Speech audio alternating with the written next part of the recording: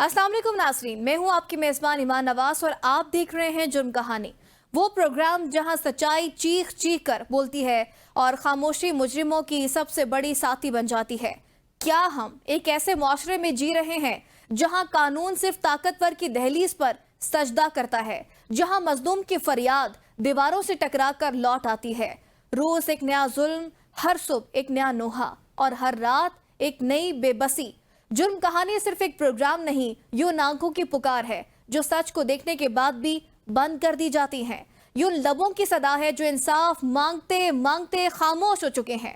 आज हम एक ऐसे जुर्म की हकीकत से पर्दा उठाएंगे जो सिर्फ कानून की कमजोरी नहीं, हमारे जमीर की खामोशी का भी मातम है। ये दास्तान है जुल्म की और सवाल है हम सब से, क्या हम फिर खामोश रहेंगे या सच्चाई के साथ खड़े होंगे? आइए चलते हैं उस सच की तरफ जिसे छुपाने की बहुत कोशिश हुई, मगर जुर्म कहानी में कोई हकीकत छुप नहीं सकती। नाज़रीन, दीन इस्लाम से पहले औरत को जिंदा दरगोर कर दिया जाता था, लेकिन इस्लाम ने उसको इज्जत, मकाम और तहफ़्फ़ुज़ अता किया। मगर अफसोस के आज के दौर में भी कुछ लोग उसी जहालत के अंधेरों में भटक रहे हैं।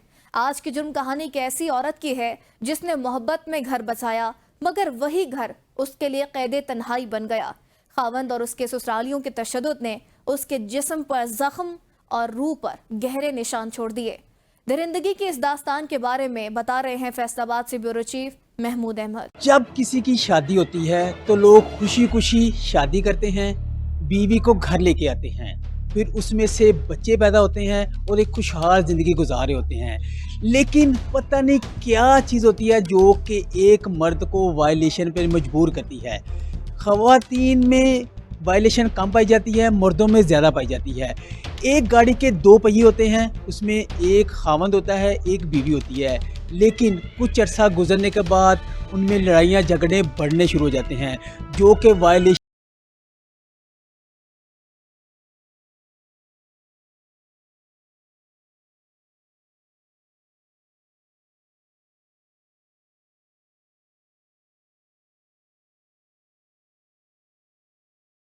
इस तरह से उन्होंने मदद की। इस हवाले से हम वकील की ओपिनियन लेंगे कि इस पे कानून क्या कहता है। इस हवाले से हम साइकोलॉजी डिपार्टमेंट में जाएंगे, वहाँ पे किसी साइकोलॉजिस्ट डॉक्टर से पूछेंगे कि ये एक मर्द क्यों करता है जब एक औरत के साथ वो ज़िंदगी गुजारा होता है, बच्चे भी पैदा करता है, लेकिन उसके साथ फिर वायलेशन करता है। इस हवाले से हम शहरियों की राय भी लेंगे। ये कहानी सिर्फ एक औरत की नहीं, ये उन सब औरतों की कहानी है जो बरसों से चुप हैं, जो मार खाने के बाद भी यही सोचती हैं कि घर की बात घर में रहे। सवाल यह है कि आखिर वो मर्द क्यों नहीं समझ पाते कि औरत कमजोर नहीं, वो तो बर्दाश्त की दीवार है, मगर जब दीवार गिर जाए तो उसके नीचे इंसानियत दब जाती है। ऐसे मर्द जो औरत पर हाथ उठाते हैं वो दरअसल अपनी कमजोरी छुपा रहे होते हैं। उनके अंदर की शिकस्त, उनकी नाकामी और उनकी अना सब मिलकर एक दरिंदे की शक्ल इख्तियार कर लेती है। और दूसरी तरफ वो औरत जो तन्हा है मगर हार मानने को तैयार नहीं, उसकी आंखों में खौफ नहीं, इंसाफ की चमक है। हमने ये मनाजिर पहले भी देखे, कभी लाहौर में कभी बीवी को जलाया गया, कभी कराची में बेटी को गैरत के नाम पर मारा गया। तारीख बदलती है, किरदार नहीं। ख़वातीन के तशद्दुद के केसेस में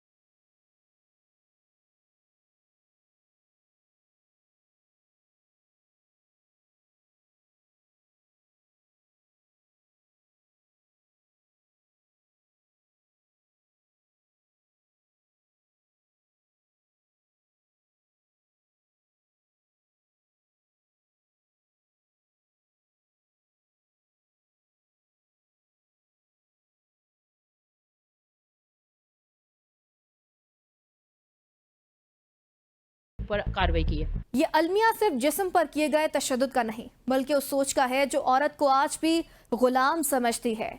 क्या वजह है कि मोहब्बत के वादे नफरत में बदल जाते हैं? वो मर्द जो कभी मुस्कुराहट का सबब होता है वही दरिंदा कैसे बन जाता है? ये जुल्म महज गुस्से का नतीजा नहीं, ये उस बीमार ज़हनियत का आकाश है जो औरत को कमज़ोर समझकर अपनी बरतरी साबित करना चाहती है। ऐसे लोग दरअसल अपने अंदर के खौफ और नाकामियों को छुपाने के लिए ताकत का मुजाहरा करते हैं, मगर हकीकत यह है कि वो खुद सबसे ज़्यादा कमज़ोर होते हैं। और दूसरी तरफ वो औरत है जो चुप रहने के बावजूद सब कुछ बर्दाश्त करती है। औरत जब बोलती है तो पूरे निज़ाम को आईना दिखा देती है। हम कब तक ऐसी कहानियां सुनते रहेंगे? कब तक किसी बेटी के जख्मों को सिर्फ हमदर्दी से ढांपते रहेंगे? ये वक्त है कि मुआशरा फैसला करे। खामोशी जुर्म है और जुर्म के खिलाफ बोलना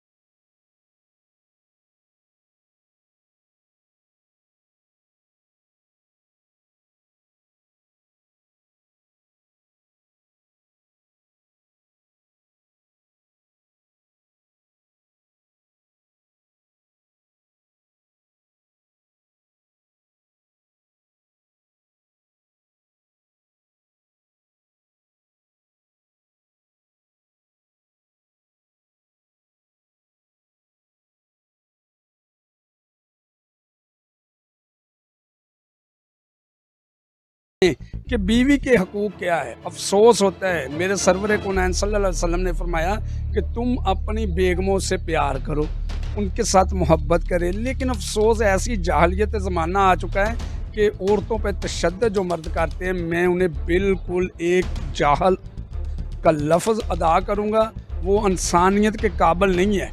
ऐसा नहीं होना चाहिए। हुकूमत ने कानून साजी तो कर ली है, अब हुकूमत को इस चीज़ पे बहुत ही ज़रूरी एक एक्शन, एक ऐसा सख्त लॉ पास करना चाहिए कि जिस पे हुकूमत को चाहिए इस पे सज़ा भी हो। ये नहीं कि उसने अपनी बेगम को मार दिया और सज़ा के बजाय सज़ा के ज़रिए वो बंदा फरार हो जाता है, ऐसा नहीं होना चाहिए। मैं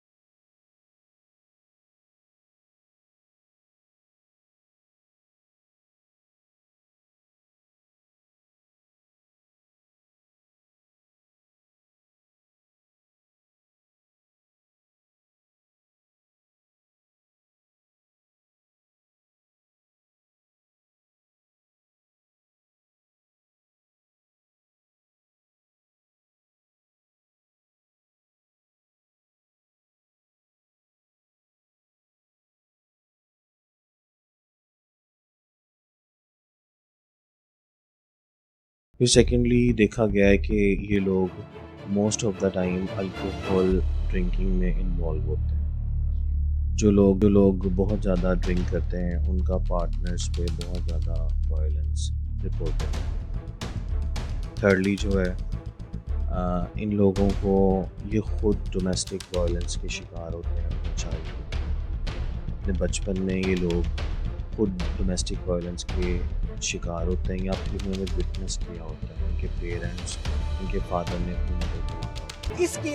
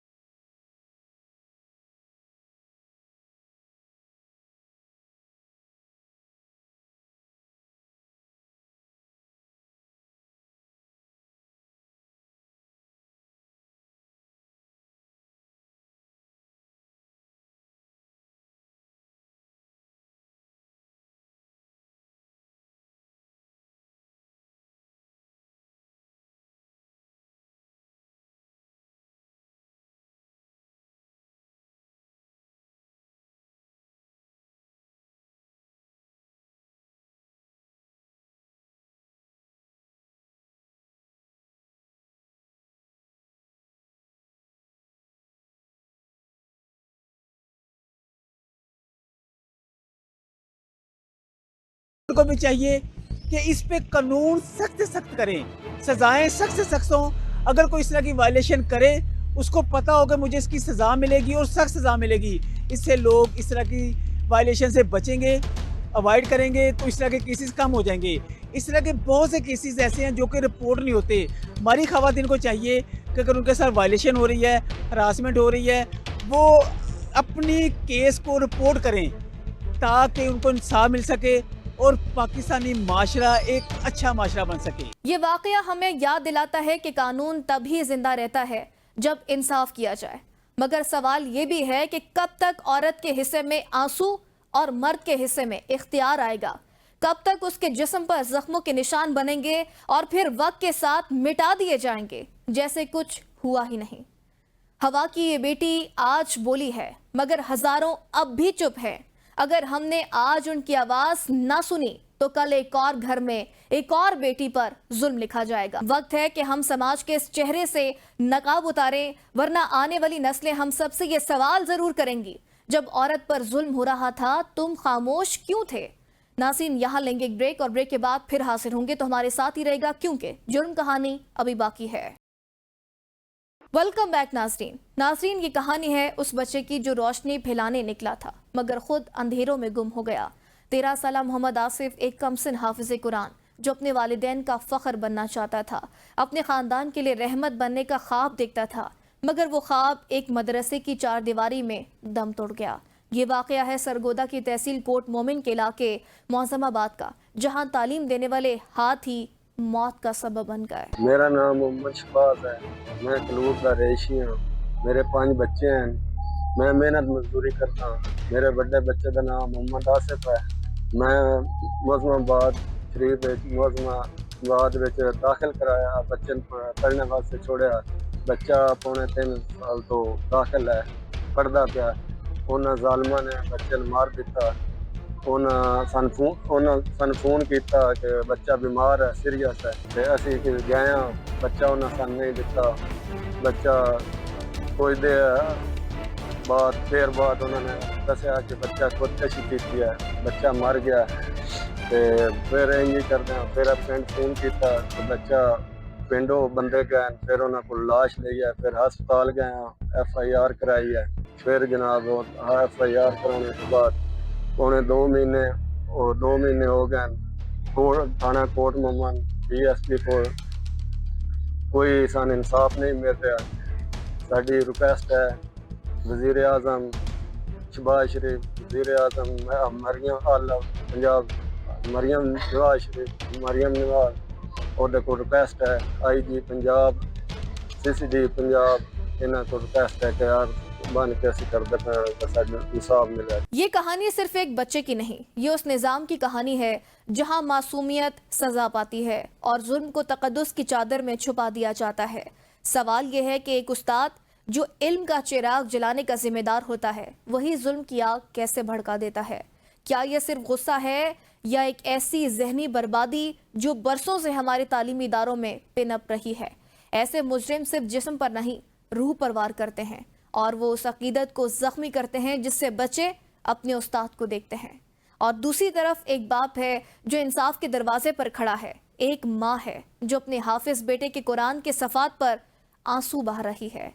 ये तन्हाई, ये खामोशी, ये नाउमीदी शायद किसी भी माँ बाप के लिए सबसे बड़ा अजाब है। और अलमिया ये है कि पहली बार नहीं, कल भी किसी मदरसे में ऐसा हुआ था, आज भी एक और मासूम चला गया और कल शायद किसी और की बारी हो। मेरा बच्चा जी 3 साल हो गया न उठ गया इन्ना कणकां दे विच 2 साल मुक्कन ते 3 साल शुरू हुआ है। 3 साल शुरू हुआ ते इत्थों गए असीं साना क्या ना बच्चे दी सेहत खराब है ते ले जाओ। असीं जी गड्डी करके वाके आए या ते गए ना सीरियस बच्चा जल्दी पहुंचो। ਅਸੀਂ ਆਖਿਆ ਜੀ ਵਗ ਜਾਓ ਤੁਸੀਂ ਕਰਾਈ ਲੈ ਕੇ ਬੱਚੇ ਨੂੰ ਮਗਰਾ ਪਹੁੰਚ ਵੈਨੇ ਆ। ਕੋਈ ਨਹੀਂ ਨਾ ਮੋੜਾ ਕੇ ਨਹੀਂ ਤੇ ਮਦਰਸੇ ਆਵੋ ਅਸੀਂ ਉੱਥੇ ਵਗ ਗਿਆ। ਕੋਈ ਵਿਖਾਇਆ ਨਹੀਂ ਨਾ ਕੋਈ ਦਿੱਤਾ ਨਹੀਂ ਨਾ। ਪੀਰਾਂ ਆਖਿਆ ਜੀ ਮਦੀਨਾ ਤੇ ਯਕੀਨ ਕਰ ਜਾਵੋ ਤੁਸੀਂ ਸਾਡੇ ਬੱਚੇ ਆਪ ਪਾਈ ਲਈਏ। ਮੈਂ ਆਖਿਆ ਉਹਦੇ ਉਸਤਾਦਾਂ ਨੂੰ ਸੱਦੋ ਕਿਉਂ ਪਾਈ ਮੇਰੇ ਬੱਚੇ ਆਪ ਲਈਏ। ਉਸਤਾਦਾਂ ਨੂੰ ਤਾਂ ਖੁਦ ਪਤਾ ਹੋਣਾ ਉਹਨਾਂ ਆਖਿਆ ਸਾਨੂੰ ਕੋਈ ਨਹੀਂ ਪਤਾ ਕਿਉਂ ਪਾਈ ਲਈ। ਮੱਕਾ ਤੁਹਾਡੀਆਂ ਬੱਚੀਆਂ ਕਣ ਕੱਪੜੇ ਵੀ ਸਵਾ ਕੇ ਲੈ ਆਇਆ, दूध भी लैके आया, खीर भी लैके आया, क्या पाई ले जने कोई नहीं सान पता। मोड़ जी कोई नहीं ना बच्चा दिता, अंधेरा हो गया इतने ना ही गड्डी विच घात लिया ना सान उस गड्डी च भी नहीं ना बढ़ान दिता। असि रोंदे थी किते घर आ गए। 3 साल हो गए मदरसे गया। अम्मा ने शौक था तो मेरा मदरसे हिफाजत हो के उसी अम्मा ने पता ना मेरे पुत्र ने जालमा टक्कर बैना अल्लाह जाने जालमा दा केड़ा जवान पे करता ना पढ़ेंदे घर गाल देते मार के दिता ना और वेखा नहीं दिता धाके गड्डी च वारिया ना मोड़ पुलिस कोई ले ही नहीं साडी अंदर रूह ने ना उन्होंने बूहे खड़का ना पजा ना तांका दिल विका ये रहने तो धाके माऊ के पिछा कर सामने इंसाफ नहीं मिला ना साडे नाल पुलिस आवन ते करती ना बड़े करन ते ना बूहा खड़का ना कातला ना बाय कातला सान खुद इंसाफ चाहिए बच्चे दा और सान कोई चीज नहीं चाहिए। एक हाफिज़े कुरान का कत्ल सिर्फ एक बच्चे की मौत नहीं, यह हमारी रूह पर लगा हुआ जख्म है। सवाल यह है कि ऐसे वाकयात के बाद इदारे कब जागेंगे, कब वो लोग जो इल्म के मुहाफिज बने बैठे हैं अपने अंदर के दरिंदे को पहचानेंगे। अगर कानून कमजोर रहेगा, अगर इंसाफ ताखीर का शिकार रहा, तो फिर हर माँ अपने बच्चे को मदरसे भेजते हुए डरेगी और हर बाप के दिल में खौफ होगा कि कहीं उसका बेटा भी आसिफ न बन जाए। ये वक्त है कि हम सोचें कि इल्म के नाम पर जुल्म कब तक, और अगर अब भी कोई जवाब नहीं मिला तो शायद आने वाले कल में कोई और माँ किसी और लाश के सामने वही सवाल दोहरा रही होगी, मेरा कसूर क्या था। नाजरीन, यहाँ लेंगे एक ब्रेक और ब्रेक के बाद फिर हाजिर होंगे। हमारे साथ ही रहेगा क्योंकि जुर्म कहानी अभी बाकी है। वेलकम बैक नाजरीन, ये कहानी है फैसलाबाद के इलाके ठेकरी वाला की, जहाँ जिंदगी देने वाला लम्हा मौत की आगोश में बदल गया। एक माँ जो उम्मीदों से भरी थी, अपने बच्चे के इस्तकबाल की तैयारी कर रही थी, लेकिन उसकी गोद भरने से पहले ही खाली रह गए।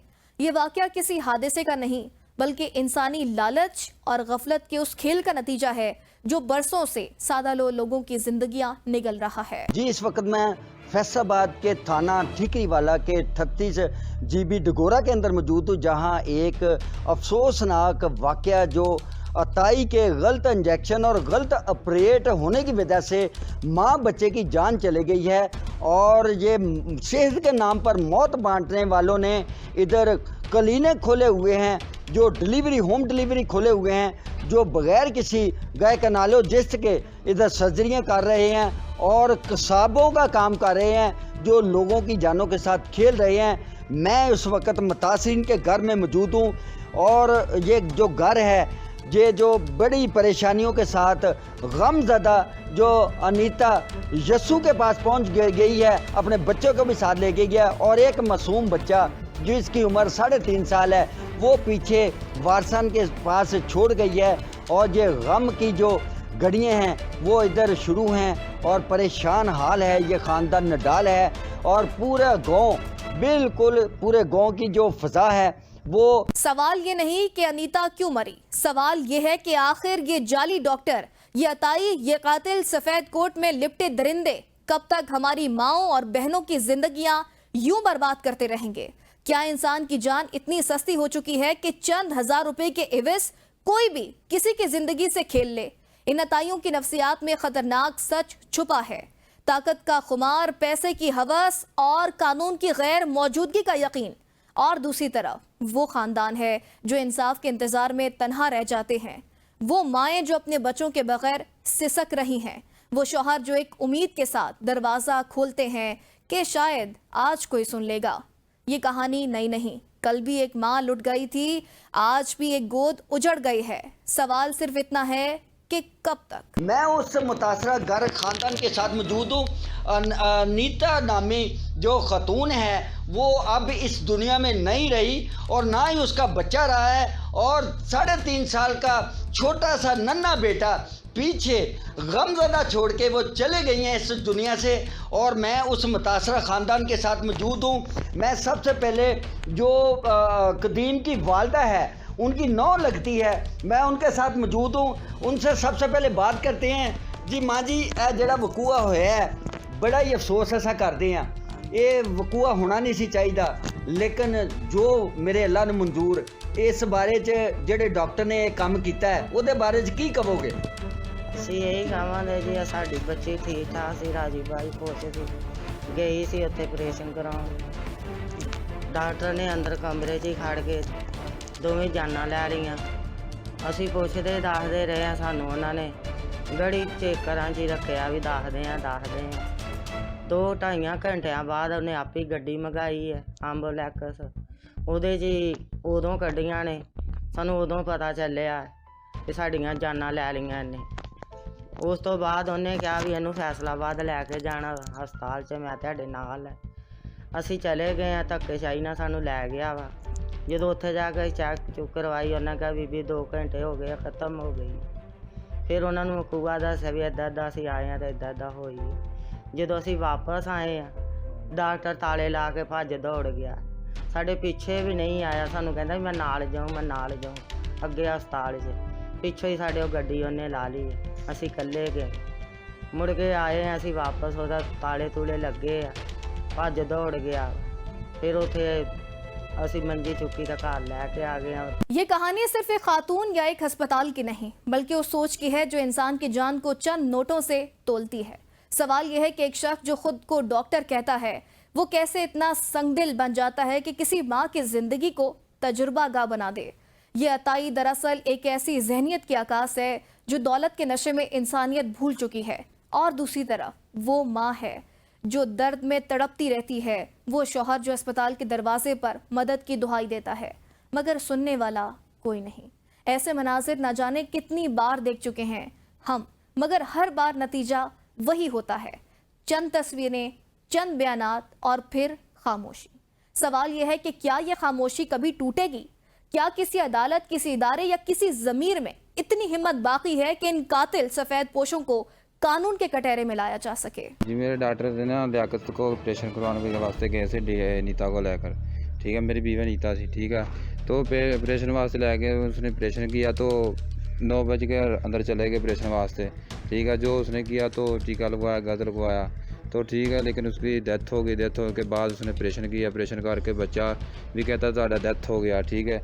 डेथ होने के बाद मुड़ के बीवी नीता मेरी, उसको भी ऑपरेशन किया तो लेकिन उसने देखा माँ बच्चे फौत हो गए, ठीक है। उसने कत्ल किया तो हमें इंसाफ चाहिए। मैं अपने बच्चे को अब किधर लेकर जाऊँ? वो बच्चा अपनी माँ को तरस का, मैं उसकी माँ किधर लाऊँ? माँ अपनी को लपता है, रात दिन मुझे सताता, मुझे ना काम करने देता, ना किसी के पास जाता भी नहीं, ठीक है। मुझे इंसाफ चाहिए। तो जो डिप्टी हेल्थ लतीफ़ा तावनी का आ रहा था हमारे साथ, ठीक है, हमारी सुन नहीं रहा कोई भी, ठीक है। मुझे इंसाफ चाहिए। को दर्दों के अंदर बखेर के चले गई हैं और आज उसका मासूम जो बच्चा है वो भी एक सवाल कर रहा है हमारे आला अदारों से, अदलिया से और डिप्टी कमिश्नर से और सीओ हेल्थ से, मिनिस्टर से, वज़ीर आला पंजाब से कि मेरी माँ की मौत का हिसाब कौन देगा? डॉक्टर देंगे या वो ताई कसाई देगा या पुलिस देगी? अब तक वो ही इसी इंतज़ार के अंदर वो इधर देख रहे हैं। नाजरीन, ये सिर्फ एक हलाकत नहीं, ये निज़ाम सेहत पर एक बदनुमा दाग है। वो इदारे जिन्हें आवाम की जिंदगियों की हिफाजत करनी थी वो खुद कातलों के मुहाफिज बन गए। अगर कानून के रखवाले ही कातलों से सास बास कर लें तो फिर इंसाफ की दहलीज पर दस्तक देने वाले कब तक दरवाजे खटखटाते रहेंगे? सवाल यह है कि क्या इन मौत बांटने वाले अताइयों के खिलाफ कोई मिसाली कार्रवाई होगी या फिर अगली बार किसी और अनीता की जान चली जाएगी? ये कहानी खत्म नहीं हुई क्योंकि निज़ाम अब भी वही है, किरदार वही है और इंसानियत अब भी तख्तादार पर लटक रही है। नाजरीन, जुर्म की दुनिया अंधेर नगरी की तरह है जहां लालच, नफरत और खुदगर्जी के साए मंडलाते रहते हैं। लेकिन याद रखें, अंधेरे चाहे जितने भी गहरे हों, इंसाफ की रोशनी हमेशा अपना रास्ता बना लेती है। हर जुर्म एक सबक छोड़ जाता है, हर मुजरिम की कहानी इबरत की एक तहरीर होती है। हमें चाहिए कि इन कहानियों से सीखें, खुद को और अपने माशरे को महफूज रखने के लिए कानून, अखलाकियात और इंसानियत की हदूद को ना सिर्फ पहचाने बल्कि इन पर अमल भी करें।